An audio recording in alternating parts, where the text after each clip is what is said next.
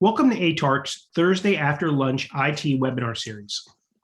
Today, we're going to be discussing with federal IT leaders how they're using a human-centric approach to manage employees and how this approach is shaping the rollout of new systems and processes to support today's workforce.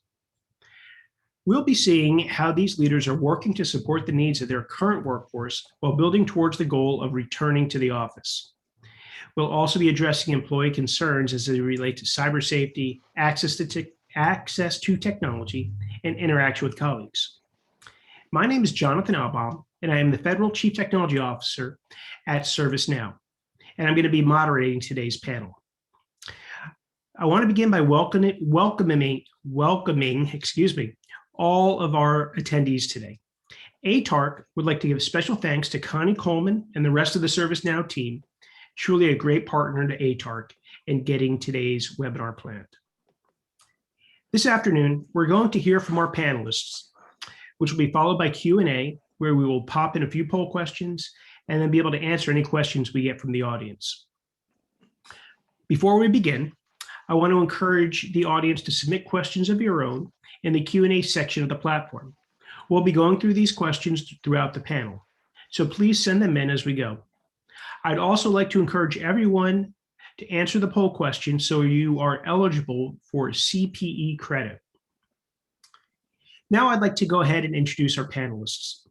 I'm going to name each of our panelists, and as I name you, I'd like you to come off mute and provide us a little bit of introduction on who you are, your agency, and your role. Let's begin with Sherry Van Sloan. Good afternoon, everyone. I'm Sherry Van Sloan. I am the Assistant Director of National Intelligence for Human Capital at the Office of the Director of National Intelligence.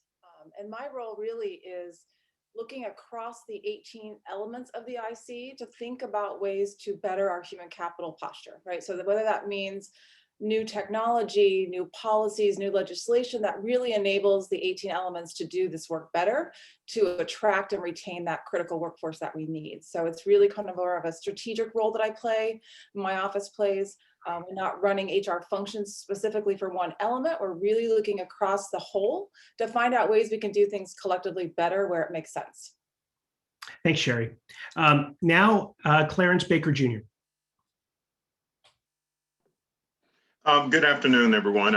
I work at the Department of Health and Human Services in the Office of Human Resources, HR Systems.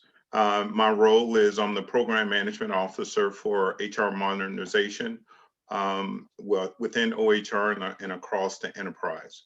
And so the two primary roles under HR Modernization is just that, modernizing HR and everything that we do in HR through technology, and also shutting down legacy systems as we go along.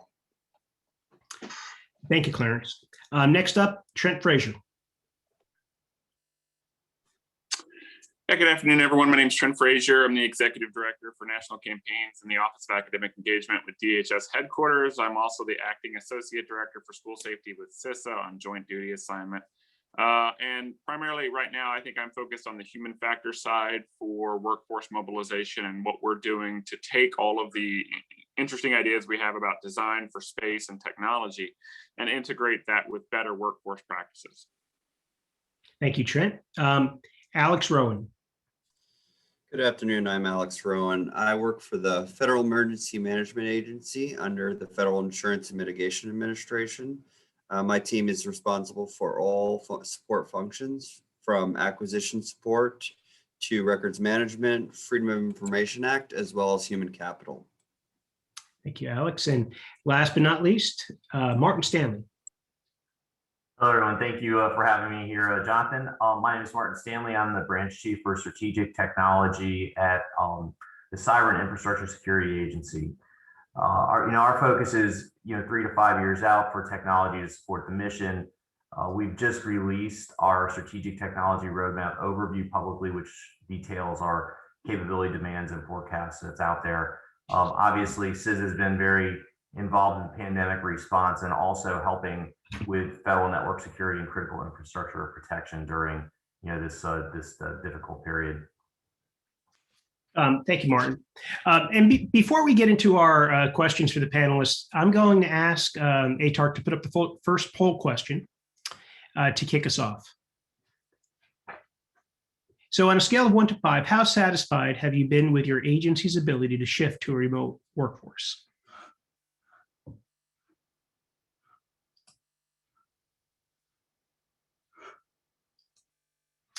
And as those questions are answered, I believe we'll have the results popped up on screen for us, and we can refer back to it when it's available. But Martin, I want to begin our conversation with you. We note here that our poll came back that the shifting the remote workforce is 72% of people are satisfied or very satisfied. No one's not satisfied. Very few people are, seems to be disappointed. So it appears like a year after the pandemic strikes, and we've been in this remote work environment now for 14 months or approximately 13, 14 months. We're comfortable and we're working hard. It's one of the reasons why I wanted to start the conversation with you. You were talking about strategic technology needs as a key part of your role. What kind of strategic needs emerged at CISA as a result of the pandemic? And what did you learn through the process? Sure. So, it's very interesting. I guess it was about a year ago that this all started, maybe a year and a couple of weeks. And I remember in the middle of March last year, in previous roles, I worked, with federal agencies, helping them to, secure their critical assets, their high value assets, as well as, their TIC assessments and getting their TIC infrastructure in place. Also, I worked at FDA running the security program. And during that period of time, I was getting these strange phone calls from people that I hadn't heard from, in years. Like, do you have any way of testing our VPN capacity? Because we're not sure what's going to happen when we send everybody home. And this was, all over the course of, really about, I think, 3 or 4 days, if I can recall correctly. And so, we've gone from that to where we see a lot of people that are very satisfied, and maybe will even have a difficult time getting people to come back into the office at all. CISA's mission is more external focused. So, from our perspective, we were looking to help federal agencies to, move through this, into this new posture. So we did 3 updates to the TIC guidance. So the TIC 3.0 guidance came out. There was, some additional guidance around network security core and in particular Telework. So there's a specific Telework guidance update. And within that, it had VPN, VDI, and also some zero trust guidance built into that. And sort of coincident to all of that was a publication that NIST put out on zero trust. It's NIST special publication 800-207. My colleague at CISA and our Office of Chief Technology Officer, Sean Connolly, worked on that as a co-author. So we've been doing quite a bit, to help agencies to adjust their infrastructure and ready themselves for the telework posture. And then, obviously we've got some other things to talk about, with respect to modernization.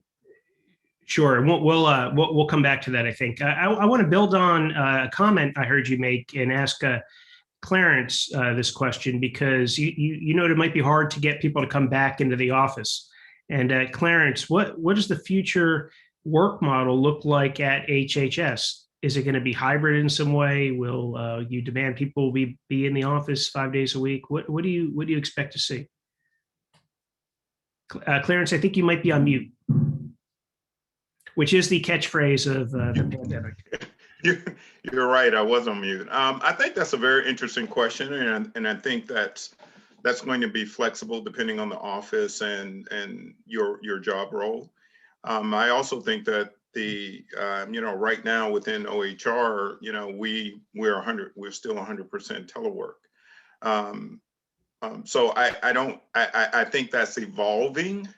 But we, right now, just like some of the challenges, when this pandemic first started, it was network capacity, it was software, the different types of social media we were going to use for meetings, et cetera. Did we have the right one? And so, of course, we got all of those straightened out. But I would venture to say, if you really think about, and I don't think I'm going out on a limb here, 70% of probably everything that we do can be done remotely. And so it's going to be very interesting to get people back in, once or twice a week, especially if you have been capable of performing 100% of the time, because everything is going to change. Okay, and what I mean by that is we have some unintended consequences. So by working from home, in the DC metro area, you got to know down the road, somewhere along the line, the transportation system is going to slow down. It won't be as frequent, right? And so, so when you're talking about people coming in and being in work, that's going to be a little difficult for some people. And so I think it's still evolving. I know that our leadership is putting people first. And so I think that's still evolving, though.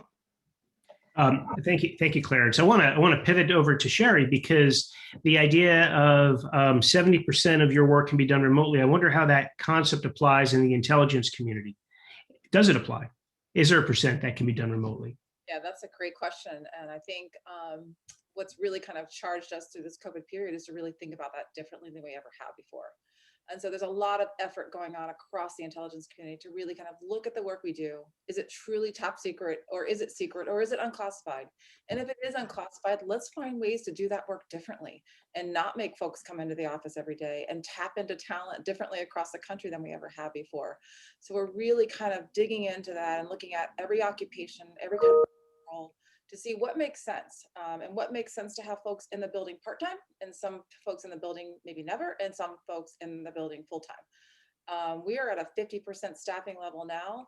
I think we're going to keep that for a little while longer, but as we gradually start to bring people back in, there is going to be some reluctance, because some folks have been able to do some of their work outside. So there's an interest level we've got to really kind of work with, keeping the workforce engaged, and as we go forward into this new space that we're going to be in. So, Sherry, just a quick follow-on question. When you're looking at the work and you're trying to decide is it classified or unclassified or level of classification, do you feel like you're able to take a consistent approach across the entire IC community, the intelligence community, or is it agency by agency making different kinds of determinations and comfort level with that? Yeah, so there's language in some of our, congressional direction, as well as some of our internal, direction to do this. And there's some guidelines put on how to think it through, but it will be a little bit different for each mission, right? Because some of our missions do have more unclass kind of focus, where they can engage in different ways.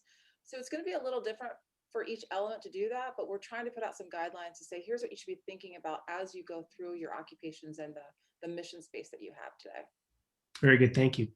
I want to turn to Alex, and Alex, when you introduced yourself, you noted it was notable how many different things you're responsible for managing, and I'm curious if the pandemic has changed your approach to managing all these different kinds of resources.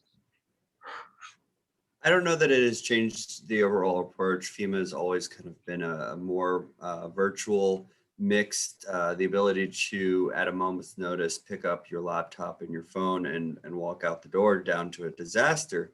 I think it's come to realize, and it's kind of forced us to look at the personnel side of things, the welfare of our employees, but also the IT requirements. Are we keeping good records? Are we capable of onboarding people remotely?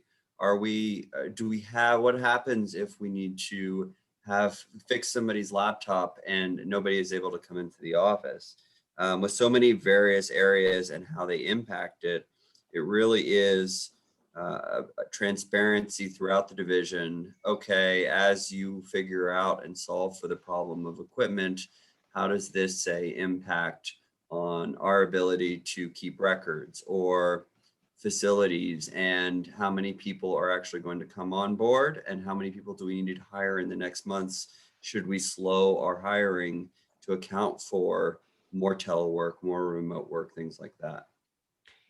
Did you find any requirements for new technologies to support either remote onboarding or remote fixes to computers and whatnot? Yeah, so one of the biggest ones during the early days was within FIMA, we have approximately 400 people within the DC locality and about 1,000 people across. And getting people so that to make sure that they are safe and secure was probably our biggest thing that we had to approach during the first few weeks. We actually took a system, an IT system that was previously used for deployment purposes, and repurposed it to increase our accountability. And we increased our accountability of, hey, where are you at? Are you okay? Are you in the hospital? Are you teleworking? Are you working from the office? And being able to do that real time in real time, we actually increased our response rate almost 98%. And the ability to connect with our employees at that level and say, we care about what's going on in your life. Are you okay? Is everything okay?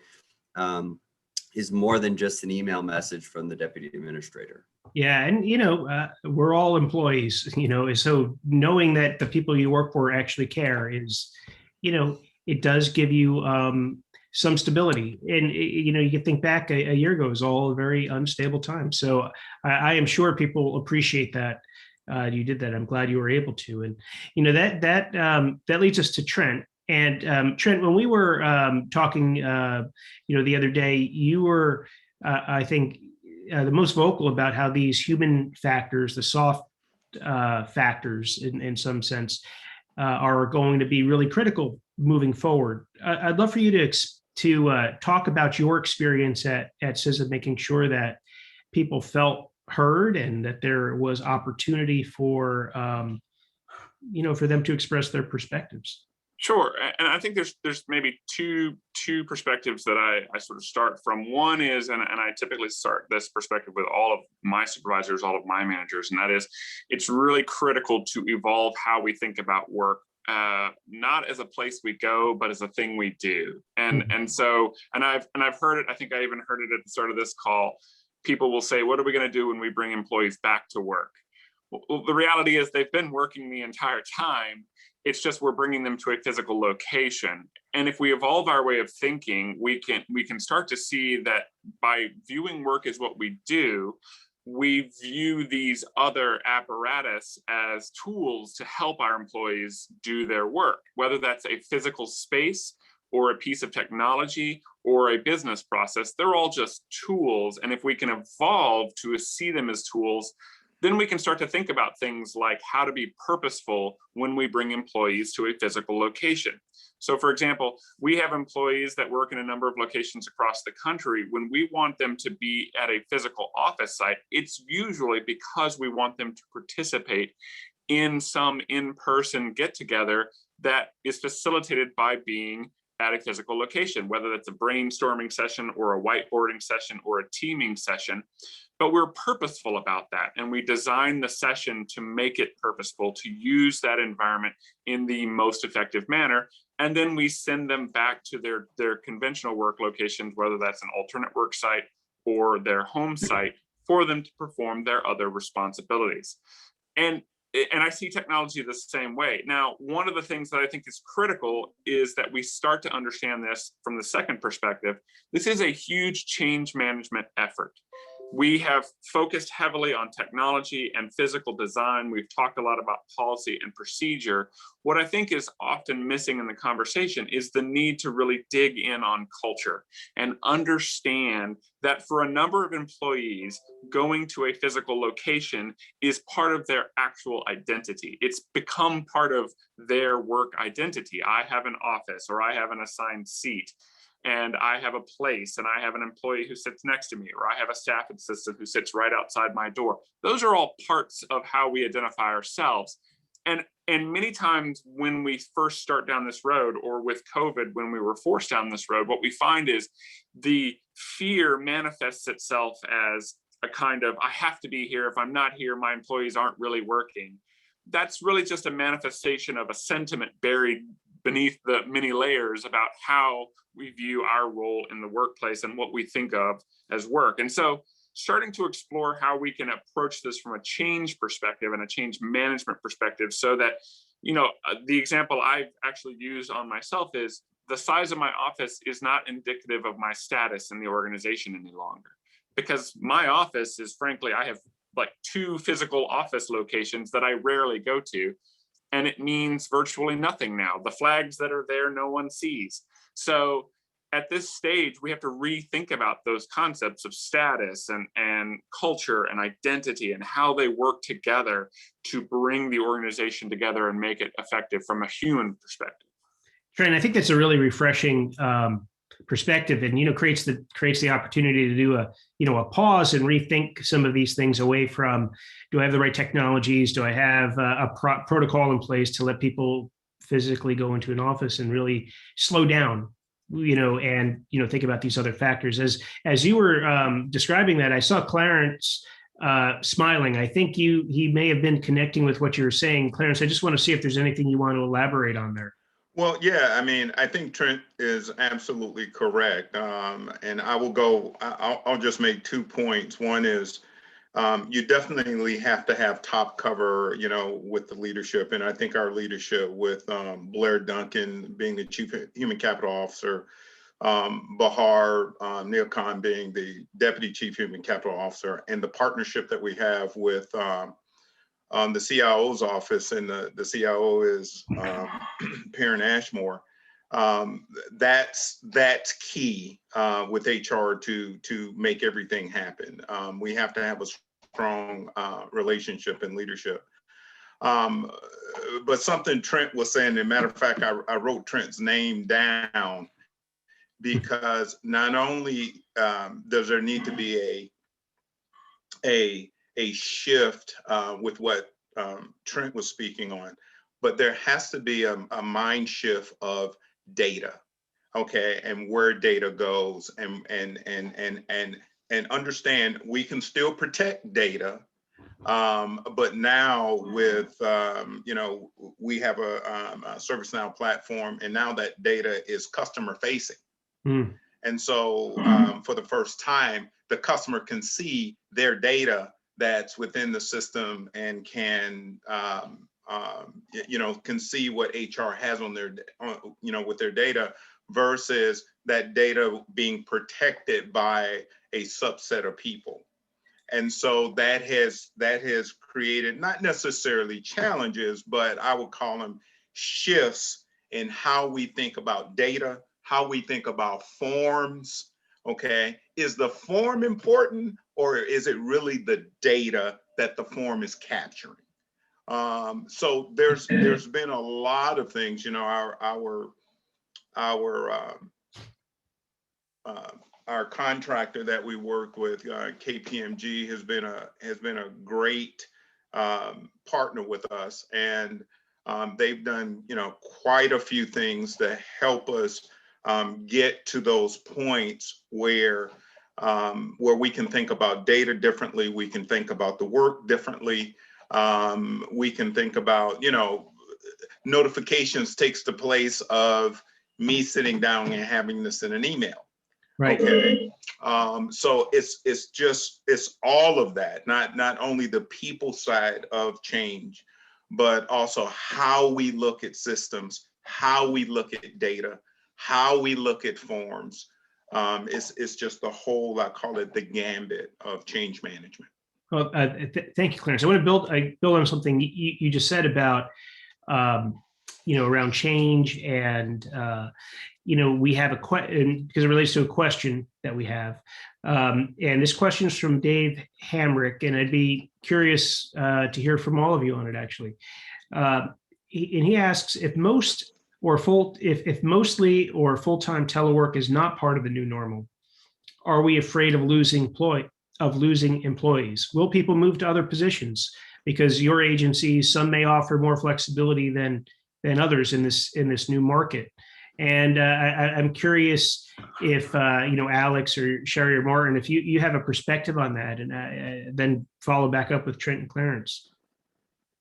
Yeah, I'm happy to go first on this one. At CISA, actually, we've been doing some really interesting things during this whole, telework posture, which is finalizing the CISA reorganization, all kinds of things that have been going on. And through it all, our leadership has done, I think, a really excellent job of communicating with the staff. There's all hands meetings every 2 weeks where the seniors get on, and it's not a poorly organized thing. It's very well organized, very well structured. All the various leaders at the organization are presenting what they're doing, and we're talking about issues that come up in a real-time fashion, which I think lends a lot of credibility. But in particular, I think the things that our organization did that was very forward-leaning with respect to the question is we actually went through and reclassified every single one of our positions as remote work or not. And there's a number of our positions now, and folks have actually already even moved around the country, as a result of their positions being reclassified as remote work, officially remote work. Their duty station is their home office. And so, there's a lot of things associated with that. There's, a lot of, obviously, on the HR side, there's a whole lot of details around making that work. It's surprising how complex that is, just like everything else in the government. But, I think those are the kinds of things that agencies are going to need to think about now.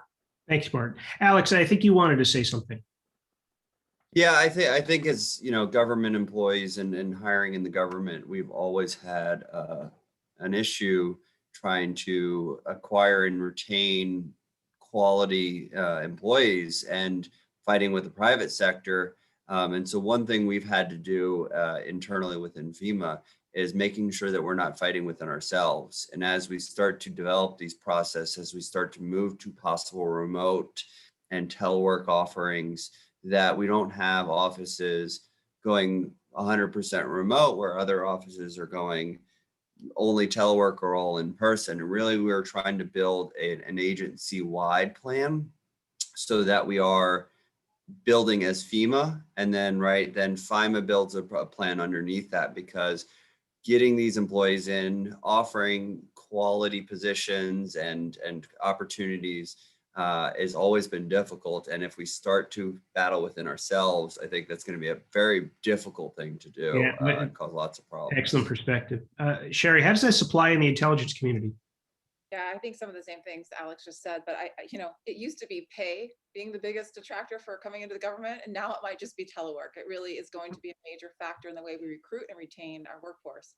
I sit on the Federal Chico Council, and we're hearing this conversation, we're having this conversation just about every month when we meet, right? Because if one part of the federal government is offering more telework than the other, we're seeing jumpers already, right? Folks are finding those jobs where remote work is going to be the way of the future.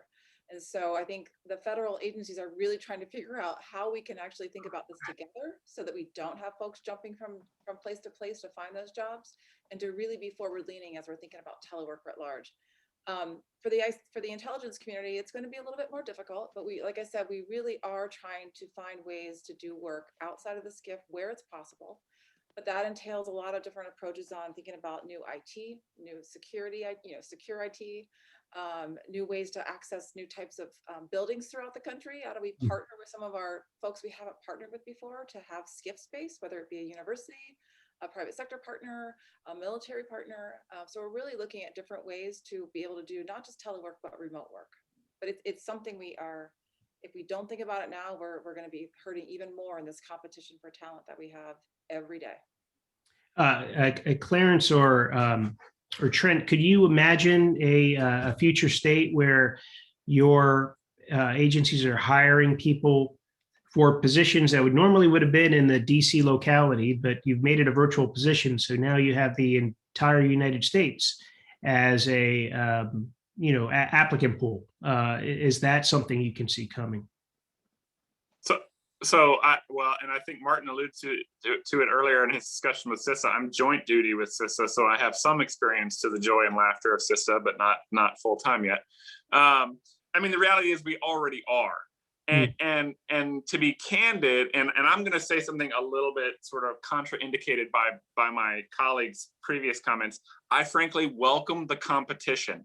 I welcome the competition because I think that the competition, with obvious exceptions, forces all of us to re-examine why we are doing and executing the way we're executing. And here's an example of that I often use. When I managed a workforce mobilization project a long time ago, and when we first started down that road, we heard a lot of the same concerns, some of them legitimate, others less so, about, hey, are we going to be sort of stealing from each other if you're more flexible in your execution of telework or remote work than I can be? The reality, with some exceptions, there are certainly instances where an organization can't have the same degree of flexibility, and the intelligence community is an obvious example of that. But a lot of times what we were finding was that there would be managers that would say, look, if you're more flexible and I'm less, you're more competitive, and that's not fair. But if you really unpack that, your follow-up question should be, well, then what's preventing you from utilizing the same capabilities that this other organization is utilizing? And in many instances, what we would find are organizations that were essentially allowing reluctance to decide when they would stretch, how far they would stretch themselves. So to some degree, I think I welcome the competitiveness, because I think it does force a hard re-examination for how we're utilizing these tools and resources. And honestly, and I think this is probably, I hate to use generational because it's an overused sort of trope in discussions about human resources and capital. But honestly, especially with the generations coming into the workforce, we are all facing the same competition with the private sector already. I mean, there are a number of instances where we have lost candidates to work environments, not because of salary or stature, but because of work-life flexibility, and because of the opportunity to live in a location where maybe you don't pay half your salary in property taxes, or you don't lose most of your money trying to buy a house. And that lack of competitiveness is really going to burden us in the long run. That's a good point again. And I think I like the way you're thinking about this, Trent, because it's not the we got to have a policy, and we need to have the technology to implement it. There's very much an encouragement to think more broadly, and I think that gets us to a better place ultimately. So I certainly appreciate the perspective. I want to ask if Adar could put up another poll question. I'm going to ask for poll question number 3, which is, while transitioning to a remote workforce, what was the most challenging thing your agency had to overcome? And I'd love to see how people answer this, because I think it relates to some of the capabilities we'll need to see in the different agencies in order to do what you're all suggesting.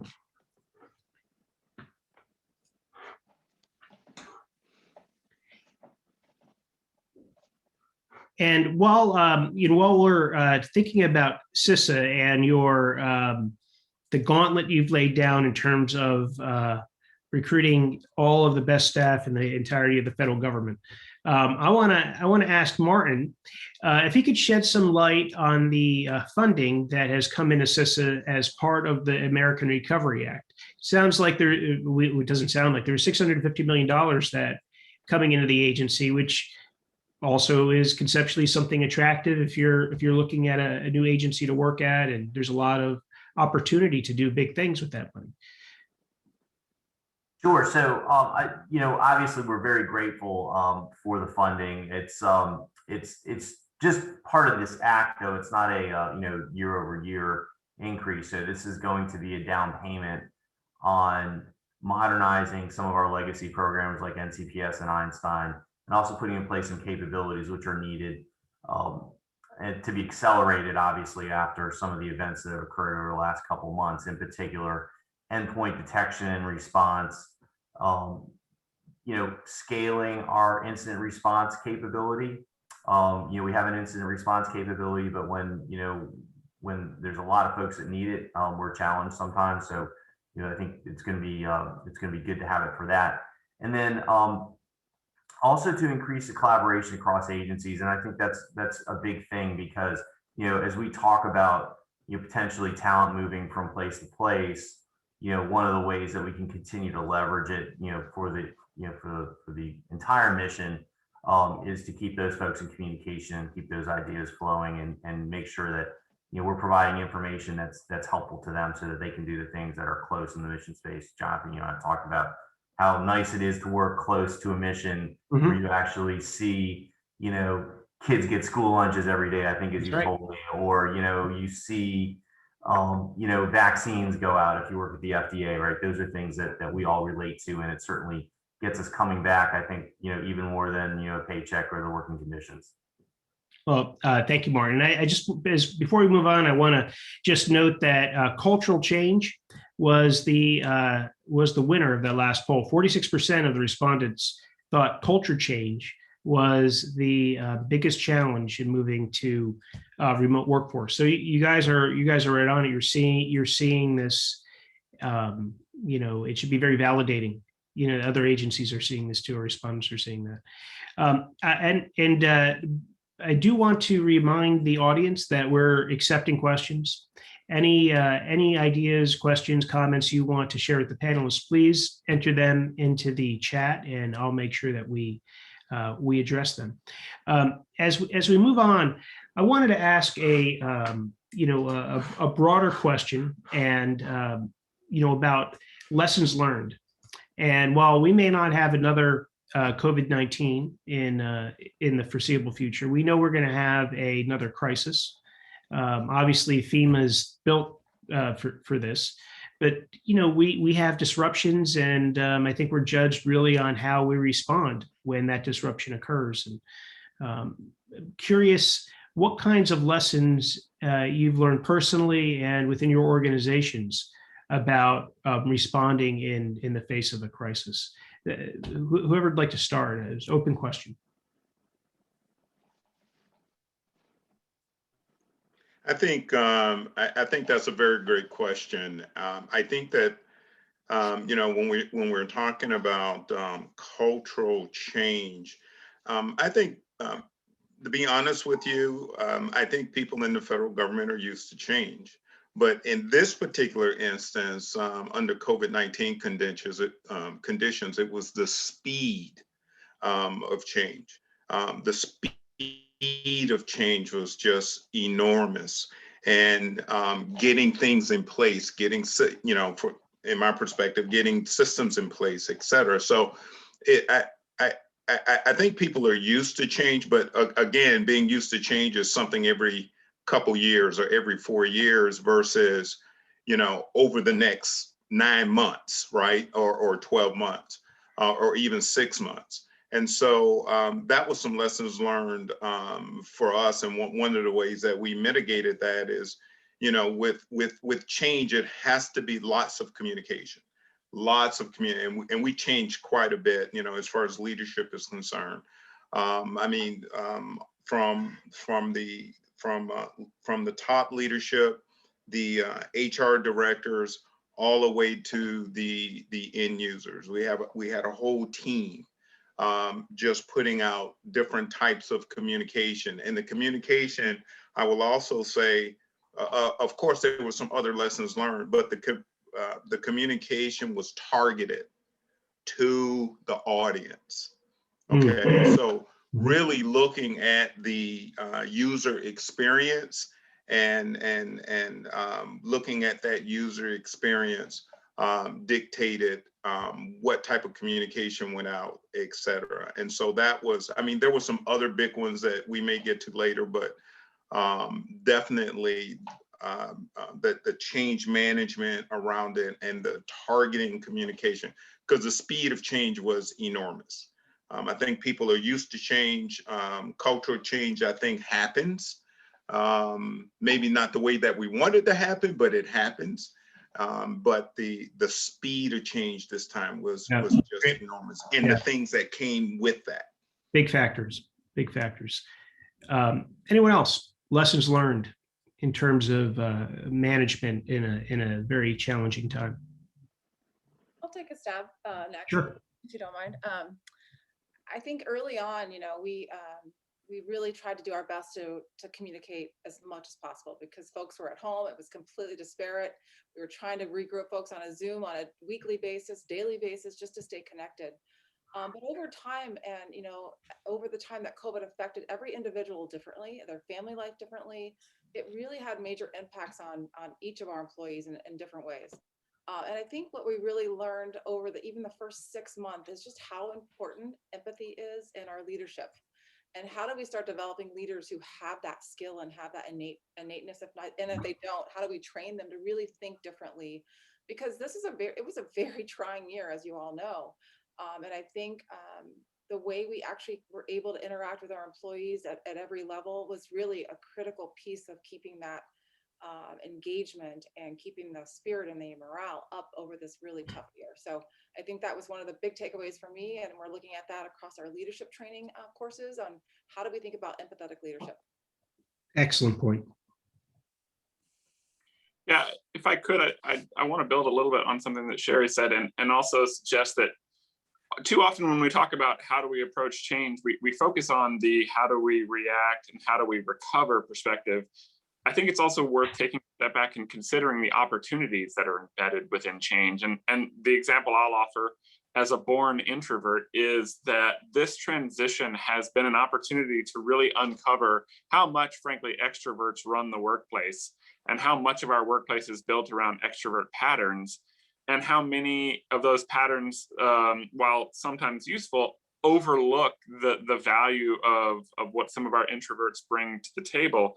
For example, and I think Sherry alluded to this earlier, the need to take a step back and think about how we're communicating and think about what we're communicating before we communicate. And too often we rely on the in-person office setting as a kind of sort of ad hoc opportunity to check in with folks because we see them in the hallway or we see them in the meeting space. This has really forced us to rethink that approach and be deliberate in checking in and be deliberate in our connections. And as a natural extrovert, or I'm sorry, as a natural introvert, that's something that I think a lot of our introvert employees would bring to the table that got overlooked for many years. That there is a need for that kind of deliberation in how we engage our employees and in how we work with them. So that to me is an example of taking a chance to use these kinds of changes, not only as an issue that we have to address, but as an opportunity that we can build on and use to really improve our work environments for ourselves and for our employees. So being sensitive to different styles and, whether you have introverts or extroverts or other, factors that make for the positive differences in a work environment. You have a massive change like we've gone through, and you may need to interact differently. I'm taking from that. That's again another very salient point. I want to pause on our lessons learned for a moment. We have another question from the audience. I believe this is from Dwayne Frank, and he's asking, how is teleworking viewed with regards to consultants and/or contractors? This is the impacts of this versus a federal employee. So I guess, what flexibilities might your organizations offer for contractor telework?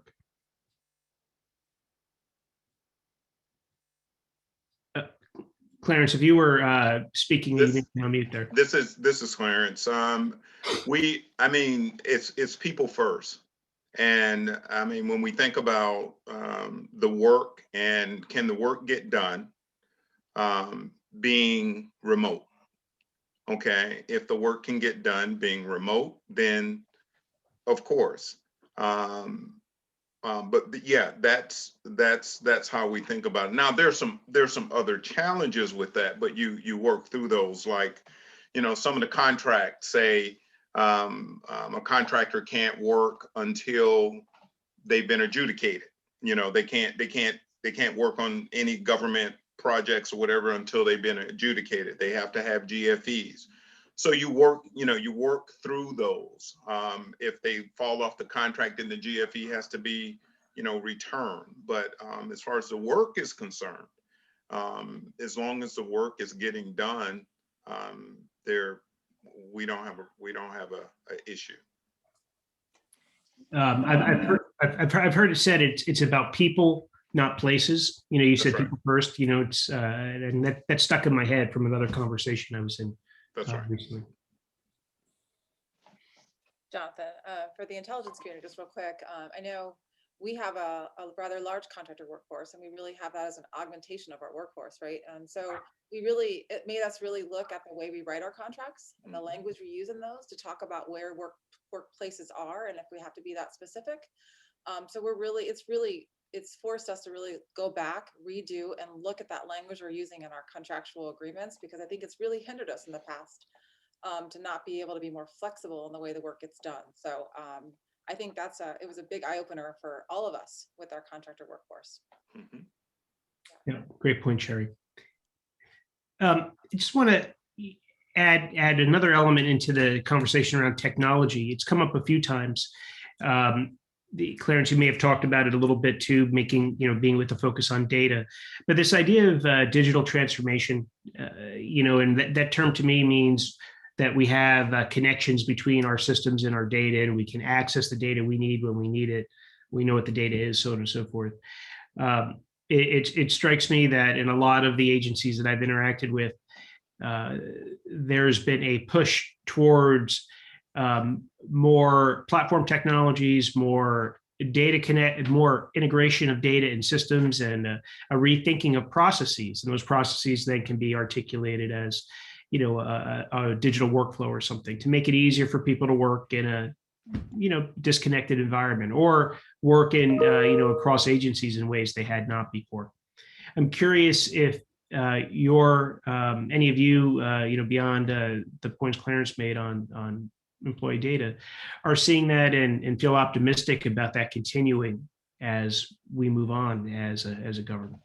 So I'll chime in, but obviously I talk a lot, so I'll apologize also. I mean, one of the things I think this is really forcing us to re-examine is how we deliver services to our communities, to our citizens. And one of the things traditionally in the past that we focused on, as an example, is a lot of instructor-led training. So we'll deploy people out to locations, bring people together, and provide whatever training we're examining.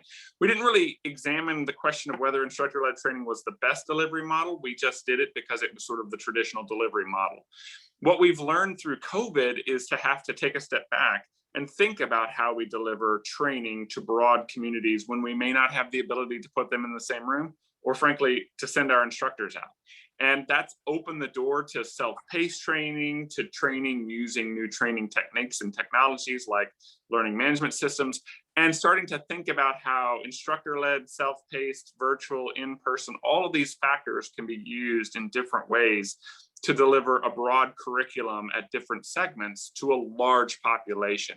And that's just one example, but I think when we talk about digital transformation in government, that's a necessary example, because we have to think more credibly now about how we use technology to either supplement, or in some cases even replace, human delivery for specific kinds of services, and use automation and intelligent systems to deliver those services in a more efficient way that frankly could continue despite having federal employees in the workplace or not, so that those resources can continue to be made available and the support can be provided where appropriate.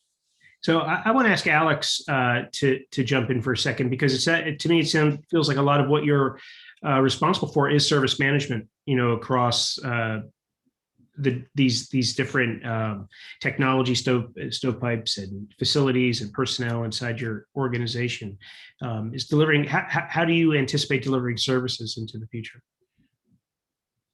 To be honest, I think we have for the past year kind of drank from the fire hose of IT and IT requirements, trying to figure out what are all the things that we can bring IT-wise and data and all of the information to people that previously may not have utilized data and systems in IT. I think we're now adjusting to more balance, right? It's because the acquisition process and the IT process is what comes with IT is great, but I think it's finding that right balance, looking at processes and saying, okay, or we're uploading this data and this information through SharePoint. Well, is that the right information to be putting out to people? Is there other ways to connect systems, maybe indirectly, or maybe there's a data quality issue that we need to look at. And I think it's given us an opportunity, because we're kind of forced to take from that fire hose of, hey, what are our processes? Are we doing things the right way? I mean, we were still doing wet signatures in areas, and it's basic things like that. And maybe that was a good opportunity for data, or not data, for digital transformation and using digital signatures. But maybe there are other areas where maybe we just don't need to be providing that data. Is that the right data? And taking the time and taking a step back now that we've been in this situation for a little while. Right. So you had the chance to rethink and re-examine processes. I spent many years as a CIO and done a lot of IT projects, and the ones that are always the most challenging in the end are the ones where we don't take the time up front to rethink those processes. We buy a new system or buy a new technology and recreate the old process. So it feels like you have a great opportunity to rethink and redesign for what you need in the future. So I'm going to ask ATARC to put up the final poll question, and this one is on digital transformation and modernization and our ability to carry this forward. How confident are we our agencies will do so?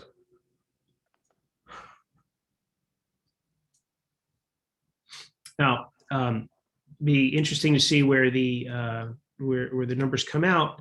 But if you look at what the Biden administration has done with the American Recovery Plan and the amount of IT money and the Technology Modernization Fund, $1 billion, plus the money in CISA and elsewhere, and more IT money and modernization fund money in the president's budget.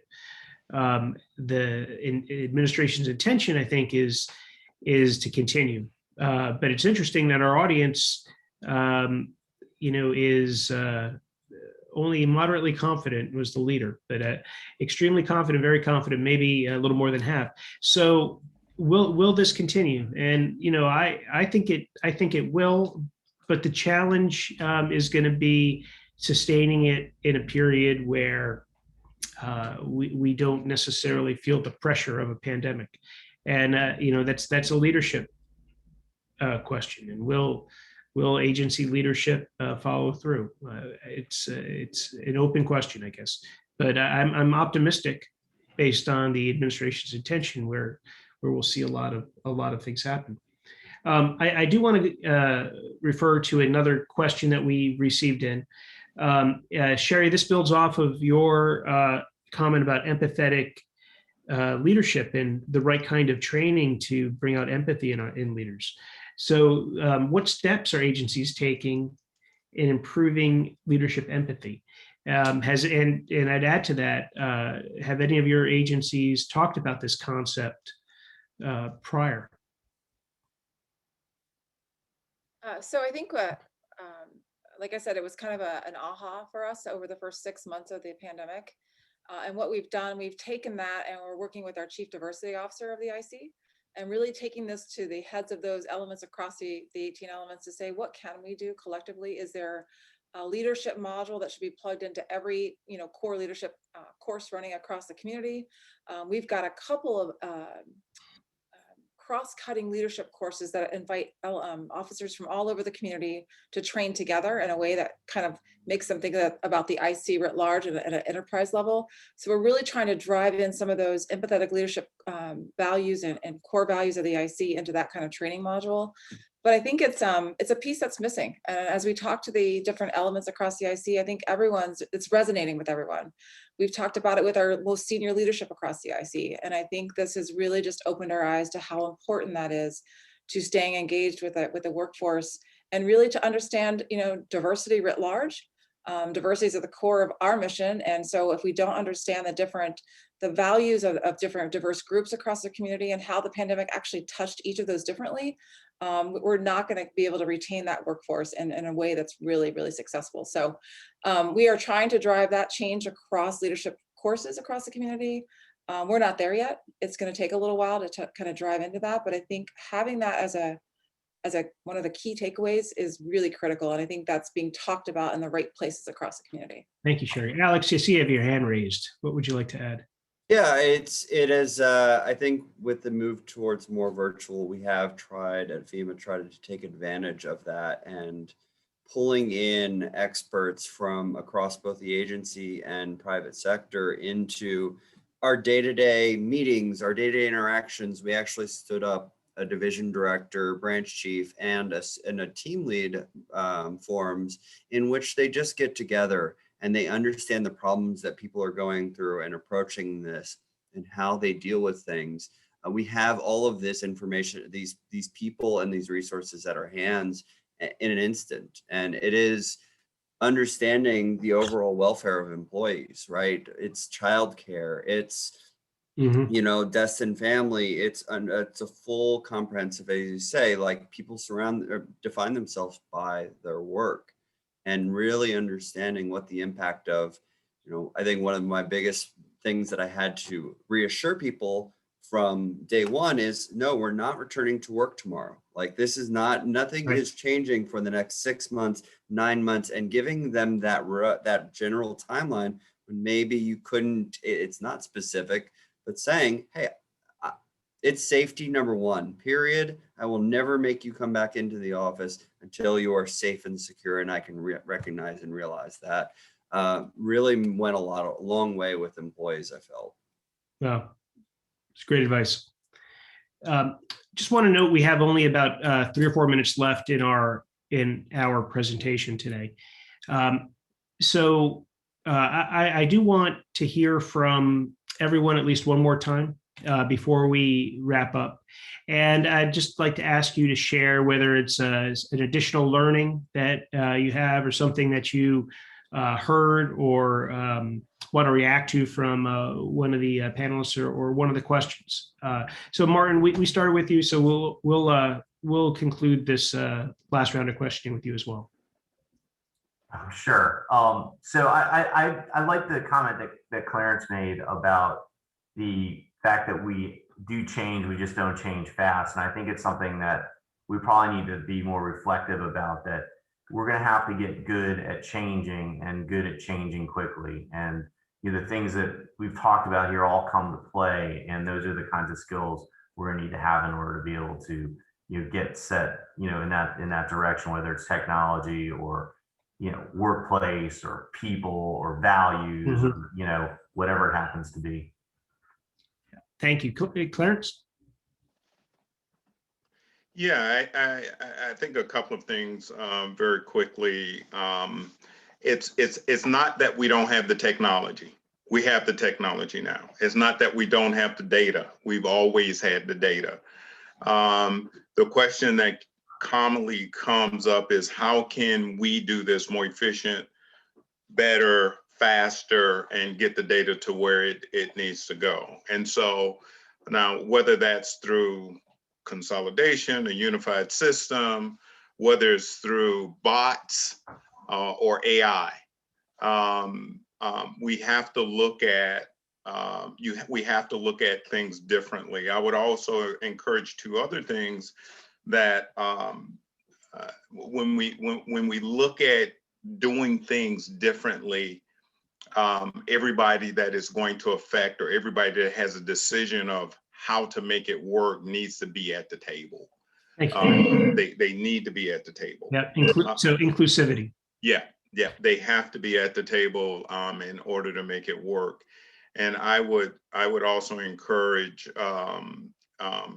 not to say no, say how. Say how. How can we make this work?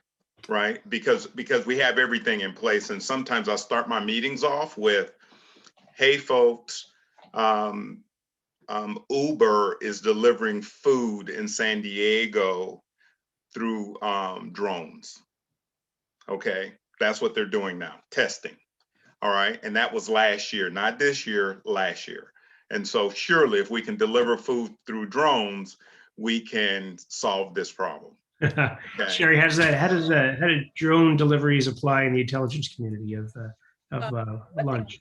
Say as a takeaway that I've heard and I think is relevant is, as we think about digital modernization and we're building IT infrastructures, we're building cloud environments for our data and new ways to access and store.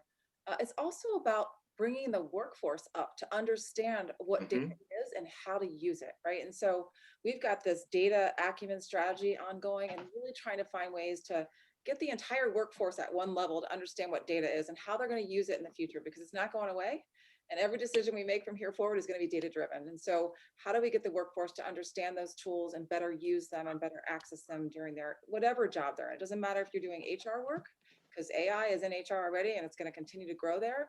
But these modernization efforts are across every kind of occupation that we do. So we're really kind of focusing in on that, of getting the workforce the skills they need to understand data better. Thank you, Sherry. Alex. The one thing I would like to close on is engagement. Trying to build engagement, whether it's within your own staff or across the agency. It is very easy for employees and supervisors and leaders to disappear into the virtual realm, and I feel like knowing how to engage and get feedback, and whether it's just a simple, like Clarence said, a kickoff question. Yesterday I asked, hey, tell me what's going on in your world. What are you thinking about? What are you learning? Give me something interesting, and then tell me what's going on as far as work. Really brings people together. I had more engagement after that question between coworkers than ever. And I'm always going to be the bottleneck in when it comes to interacting with 14 people. But if they can engage with each other and people across the agency, it's a better work-life balance. It's a better culture. And we just have to recognize that it is more difficult in this virtual environment. Maybe not technology-wise, but personally, people adapting to this. Thank you, Alex. And Trent, if we could ask you to bring us home with the final thought. Yeah, I mean, I think my final thought, and I take it really from comments made by Sherry and by Clarence both, and that is that, thinking about how we can employ technology in a way that both force maximizes what we do and also facilitates how we do it is going to be critical. My only last thought in that is I really hope that we can learn to leapfrog a little bit. Traditionally in the government, we will still be buying Windows NT, and and somebody else will be using holograms. And so it is my sincere hope, and maybe this happens, that because of this experience, we really modernize. We take modernization seriously this time, because there are so many tools and capabilities that we see in our private sector counterparts that we have yet to even remotely capitalize on. And given those tools and capabilities, we could truly and fundamentally evolve and frankly, even just change how we do service, whether it's service inside our agencies or service to our communities. So I take that as, I'm optimistic, cautiously optimistic that we have that opportunity, but I hope we really take it to heart. I think that idea of modernizing services to our employees and to the people we serve, the constituencies all across the country, is a great way to end, because if the pandemic showed us one thing, it's for our mission to continue. We need flexibility. We need multiple ways of providing services and delivering service to both employees and customers. So that's a great reminder that we still have a lot of work to do in our agencies to make that real and lasting, and to sustain that as the world continues to evolve and our government continues to evolve. So with that, I want to thank everybody for your time today. We are out of time. I thought you guys were a great panel, lots of different perspectives. And I'll take from this idea of slowing down to make sure we can talk to our employees, understand what they need, and being inclusive, engaging, thinking about data. So a lot of great points for all of us. My colleagues here at ATARC want to thank my colleagues at ServiceNow for their partnership for this webinar. I think this was one of our best so far. So I know next week, ATARC is going to be, and FMG are going to be hosting a 5G symposium that you can see up here. The Federal Mobility Group and ATARC 5G Government Symposium on April 20th from 9:30 to 12:30 p.m. So we hope to see you there. Thank you for attending, and I hope you all have a great rest of your day. Thanks again. Bye. Okay, thank you. Bye.